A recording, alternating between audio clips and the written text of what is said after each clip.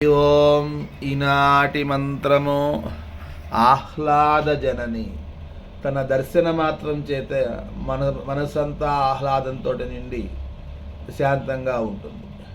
ఇప్పుడైతే 8 రోజులు పాదయాత్ర చేసి 9వ రోజు అమ్మ సన్నిధికి చేరి ఒక్కసారి అమ్మ దర్శనం అయిపోగానే మనందరము ఎంతో ఆనందానికి పొందుతామో అటువంటి ఆహ్లాద జనని అయిన మహాలక్ష్మీదేవి పాదపద్మములకు నమస్కరించుచున్నాను.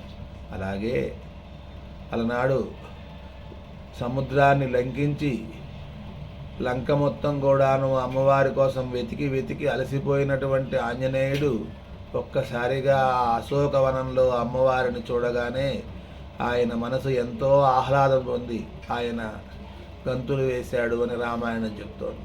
ఆ విధంగా ఆహ్లాద జనని అయినటువంటి శ్రీ మహాలక్ష్మీదేవి యొక్క పాదపద్మములకు నమస్కరించుచున్నాను. మంత్రపఠనం.